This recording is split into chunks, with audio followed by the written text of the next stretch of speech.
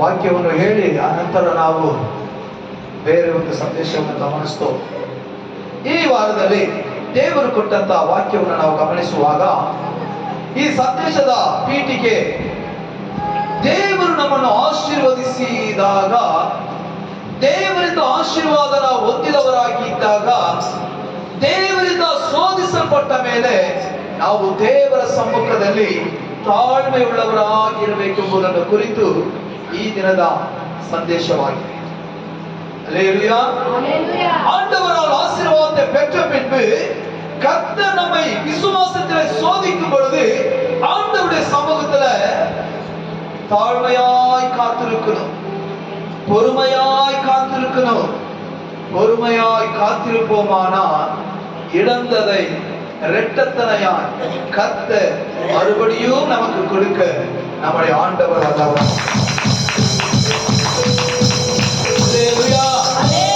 ಕಳೆದುಕೊಂಡಿದ್ದನ್ನು ದೇವರ ಸಮ್ಮುಖದಲ್ಲಿ ತಾಳ್ಮೆ ಉಳ್ಳವರಾಗಿ ನಾವು ಕಾದುಕೊಳ್ಳುವುದಾದರೆ, ದೇವರ ಸಮ್ಮುಖದಲ್ಲಿ ನಾವು ತಾಳ್ಮೆ ಉಳ್ಳವರಾಗಿ ನಮ್ಮನ್ನು ತಗ್ಗಿಸಿಕೊಂಡವರಾಗಿ ನಾವು ಇರುವುದೇ ಆದರೆ, ಕಳೆದುಕೊಂಡದ್ದಕ್ಕಿಂತ ಎರಡರಷ್ಟು ದೇವರು ಮತ್ತೆ ನಮಗೆ ಕೊಡಬೇಕು. ಈಗ ಹೇಳ್ತೇನೆ ನೋಡ್ರಿ, ಪೌಲನು ಬರೆಯುವಾಗ ಓದಮ ವಾಕ್ಯನ ಓದ್ರಿ.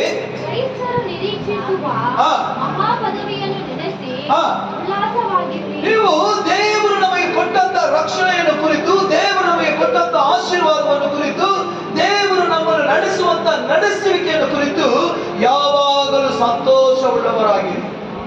ಆಮೆನ್. ಹಲ್ಲೆಲೂಯಾ. ನಿಮ್ಮ ನಿರೀಕ್ಷೆಯಿಂದ ಇರುವುದರಿಂದ ಸಂತೋಷವಾಗಿರಲಿ. ನಿಮಗೆ ಸಂಕಟಗಳಿರುವಾಗ ತಾಳ್ಮೆಯಿಂದ ಕರ್ತನ ಸಮ್ಮುಖದಲ್ಲಿ ಪ್ರಾರ್ಥನೆ ಮಾಡ್ರಿ.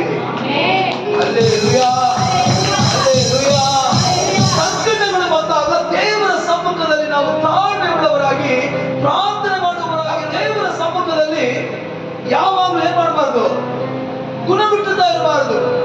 ದೇವರೇನ ಕಷ್ಟ ಆಗಿದೆ, ಹೀಗಿದೆ, ಇಲ್ಲಿದೆ, ಅಲ್ಲಿದೆ, ಅಲ್ಲಿದೆ, ಇಲ್ಲಿದೆ, ಇಲ್ಲಿದೆ, ಇಲ್ಲಿದೆ, ಇದೆಲ್ಲ ದೇವರಿಗೆ ಇಡಿಸಲ್ಲ. ದೇವರ ವಾಕ್ಯ ಇರ್ತದೆ, ಉಪದ್ರವ ಬಂದಾಗ, ಕಷ್ಟ ಬಂದಾಗ, ಕಣ್ಣೀರು ಬಂದಾಗ ನಿನ್ನ ಮೊಣಕಾಲು ದೇವರ ಮುಂದೆ ಹಾಕಿ ನೀನು ದೇವರ ಮುಂದೆ ನಿನ್ನ ವಿಜ್ಞಾಪನೆಗಳನ್ನು ಹೇಳುವವನಾಗಿ ಬದಲಾಗಬೇಕು. ಹಲ್ಲೆಲೂಯಾ. ಹಲ್ಲೆಲೂಯಾ. ಆಶೀರ್ವಾದ ಕೊಟ್ಟವನು ದೇವರು, ಆಶೀರ್ವಾದವನ್ನು ತೆಗೆದವನು ದೇವರು. ಇದರ ಮಧ್ಯದಲ್ಲಿ ನೀವು ನಾನು ಏನು ಮಾಡಕ್ಕಾಗಲ್ಲ, ಅಥವಾ ಯಾವುದೇ ಸೇವಕರು ಪ್ರಾರ್ಥನೆ ಮಾಡಿದ್ರು ಆಗಲ್ಲ. ದೇವರು ಮನಸ್ಸಿಡಬೇಕು, ದೇವರು ಕೊಡಬೇಕು, ದೇವರ ಆಶೀರ್ವಾದ ಕೊಡಬೇಕು. ದೇವರ ಕೃಪೆ ಯಾವಾಗ 42ನೇ ಅಧ್ಯಾಯದಲ್ಲಿ 2ನೇ ವಾಕ್ಯ ಓದಿ ನೋಡೋಣ. தேவரே நீ சகலத்தையும் செய்ய வல்லவர் என்று நீ செய்ய நினைத்தது ஒன்று தடைபடாது என்று நான் அறிந்திருக்கிறேன். அல்லேலூயா. அல்லேலூயா. அல்லேಲೂಯಾ. அல்லேಲೂಯಾ. ಕನ್ನಡದಲ್ಲಿ ಹೇಗಿದೆ ವಾಕ್ಯ? ನೀನು ಸಕಲ ಕಾರ್ಯಗಳನ್ನು ನಡೆಸಿ ಬಲ್ಲೆ ಎಂತಲೂ, ನೀನು ಸಕಲ ಕಾರ್ಯಗಳನ್ನು ನಡೆಸಬಲ್ಲೆ ಎಂತಲೂ, ಯಾವ ಸಂಕಲ್ಪವೂ ನಿನಗೆ ಅಸಾಧ್ಯವಿಲ್ಲವೆಂಬುದು ನಾನು ಚೆನ್ನಾಗಿ ಬಲ್ಲವನಾಗಿದ್ದೇನೆ. ಯಾವ ಕಾರ್ಯವು ನಿನ್ನಿಂದ ಅಸಾಧ್ಯ ಎಂಬುದಾಗಿ, ಎಲ್ಲವೂ ನೀನು ಮಾಡಲು ಸಾಧ್ಯ ಎಂಬುದಾಗಿ ನಾನು ಬಲ್ಲವನಾಗಿದ್ದೇನೆ. ಯಾರು ಹೇಳಿದ ಮಾತು? ಯೋಬನು ಹೇಳಿದ ಮಾತು. ಹಲ್ಲೆಲೂಯಾ. ಇವತ್ತು ಸಂದೇಶದ ಕಾರ್ಯವೇ ಯೋಬನನ್ನು ಕುರಿತು.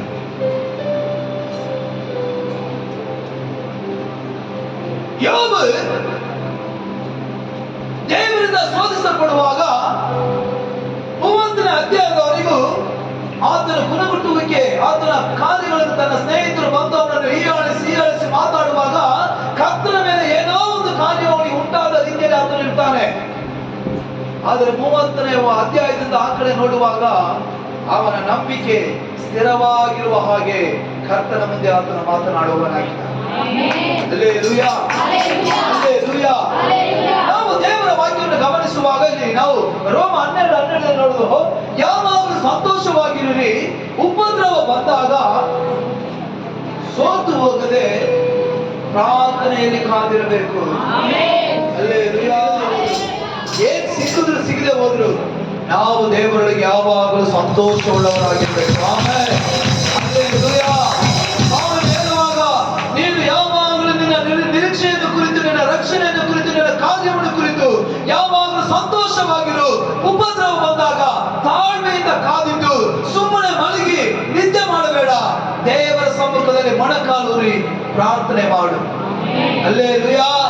ನಿನ್ನ ಸಂಕಟವನ್ನು, ನಿನ್ನ ಉಪದ್ರವವನ್ನು, ನಿನ್ನ ವೇದನೆಯನ್ನು, ನಿನ್ನ ಕಣ್ಣೀರನ್ನು ನೀಗಿಸುವುದಕ್ಕಾಗಿಯೇ ತಂದೆಯಾದ ದೇವರ ಒಬ್ಬನೇ ಕುಮಾರನಾದಂತ ಯೇಸು ಸ್ವಾಮಿಯನ್ನ ಈ ಲೋಕದ ಮೇಲೆ, ನಮ್ಮ ಮೇಲೆ ಪ್ರೀತಿಯಿಂದ ಕಾರಣ ತಂದೆಯಾದ ದೇವರು ತನ್ನ ಒಬ್ಬನೇ ಕುಮಾರನಾದ ಯೇಸು ನಮಗಾಗಿ ಲೋಕದಲ್ಲಿ ಹುಟ್ಟಿದ್ದಾನೆ. ಹಲ್ಲೆಲೂಯಾ. ಈಗ ದೇವರಿಂದ ಆಶೀರ್ವಾದ ಪಡ್ಕೊಂಡು ತಿಳಿಸ್ಕೊಳ್ರಿ. ಯೋಬ ಗ್ರಂಥ 1ನೇ ಅಧ್ಯಾಯವನ್ನು ತಿಳಿಸ್ಕೊಳ್ರಿ. ಇಲ್ಲಿ ಯೋಬನು ದೇವರಿಂದ ಆಶೀರ್ವಾದ ಹೊಂದಿದವನು.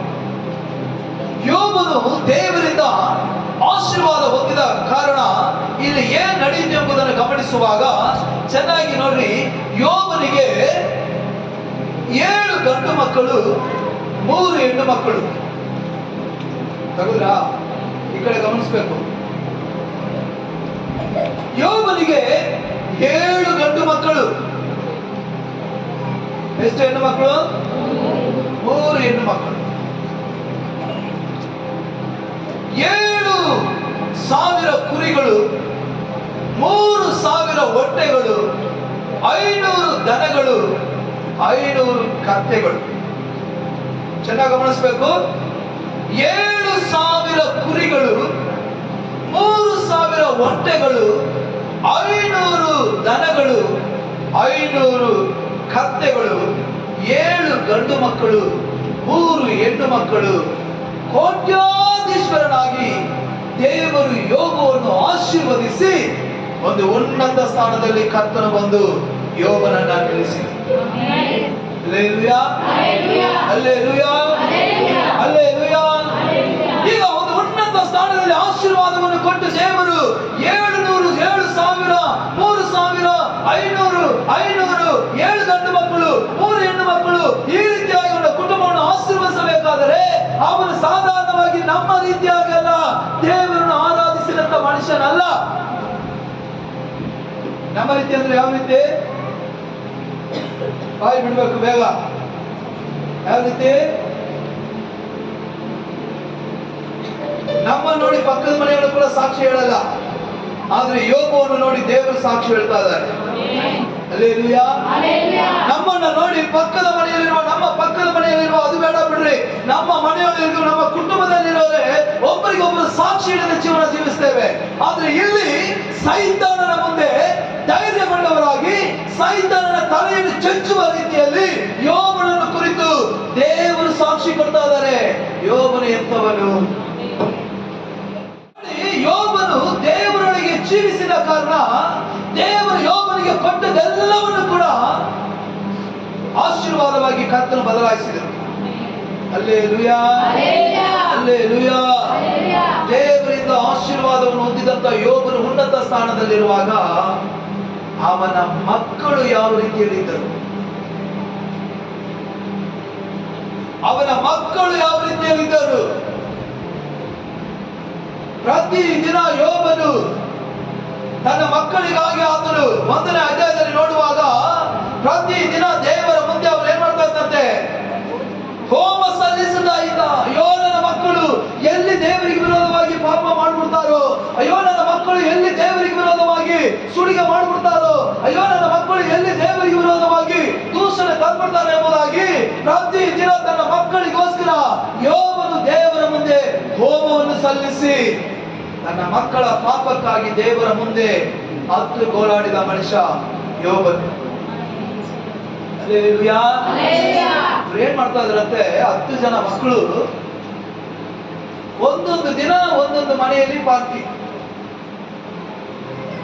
10 ಜನ ದೊಡ್ಡ ಅಣ್ಣನ ಮನೆಯಲ್ಲಿ ಪಾರ್ಟಿ ಮಾಡುವಾಗ ಈ 9 ಜನ ಹೋಗೋದಂತೆ. 2ನೇ ಮನೆಯಲ್ಲಿ ಪಾರ್ಟಿ ಮಾಡುವಾಗ ಈ 9 ಜನ ಹೋಗೋದು. ಅವರ ಮಕ್ಕಳು ನೋಡಿ ಒಂದೊಂದು ದಿನ ಒಂದೊಂದು ಮನೆಯಲ್ಲಿ ಕುಡಿತವು ಪಾರ್ಟಿ ಎಲ್ಲ ಮಾಡ್ತಾ ಇದ್ರು. ದೇವರು ಯೋಬವನ್ನು ಕುರಿತು ಸಾಕ್ಷಿ ಕೊಟ್ಟರೆ ಹೊರತು ಅವರ ಮಕ್ಕಳನ್ನು ಕುರಿತು ಸಾಕ್ಷಿ ಕೊಟ್ಟಿಲ್ಲ. ಹಲ್ಲೆಲೂಯಾ. ಹಲ್ಲೆಲೂಯಾ. ದೇವರ ವಾಕ್ಯ ಹೇಳ್ತದೆ, ಯೋಬನ ಪ್ರಾರ್ಥನೆಯಿಂದ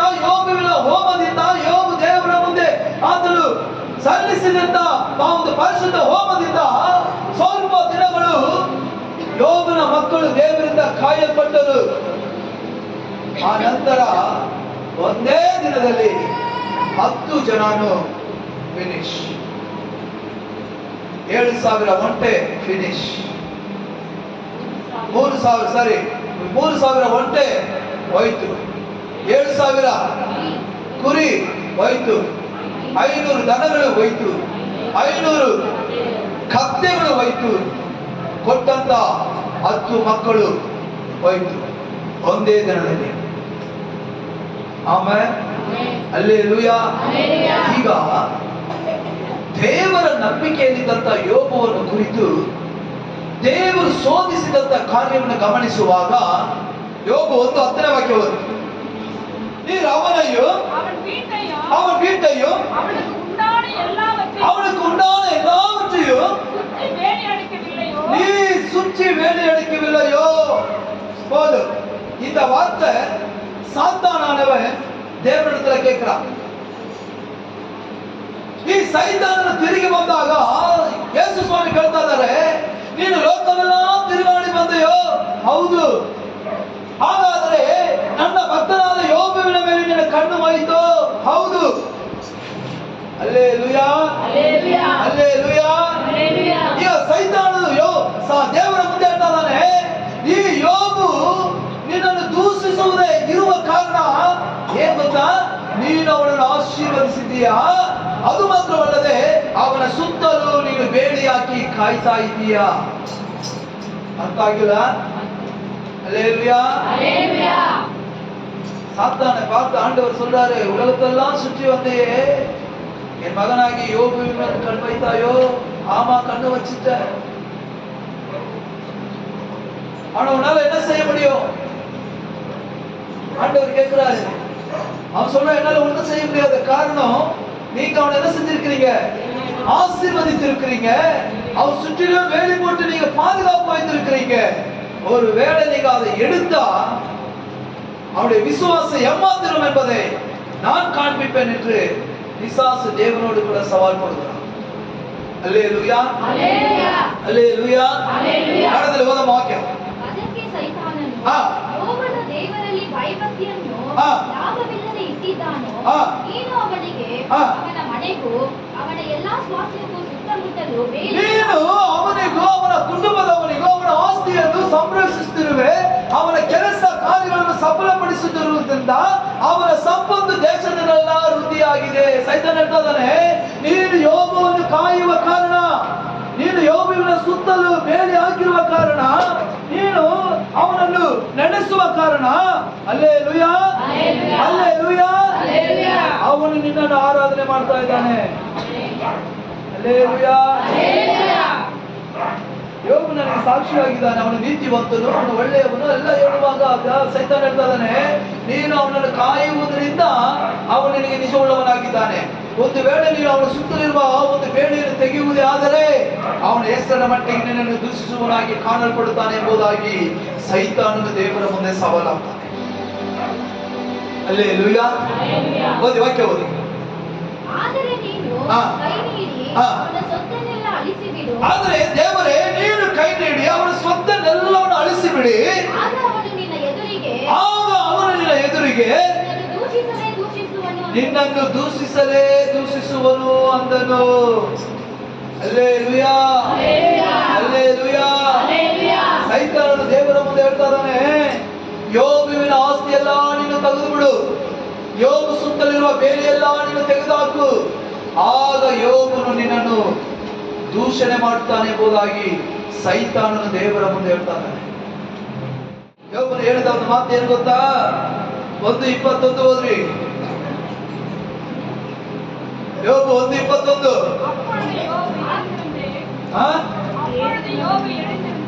அப்பொழுது யோபு எழுந்திருந்து தன் சால்வையை கிழித்து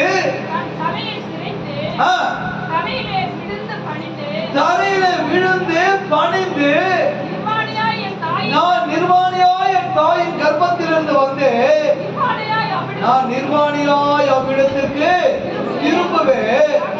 கர்த்தர் கொடுத்தார், கர்த்தர் எடுத்தார். கையை தட்டி அல்லேலூயா.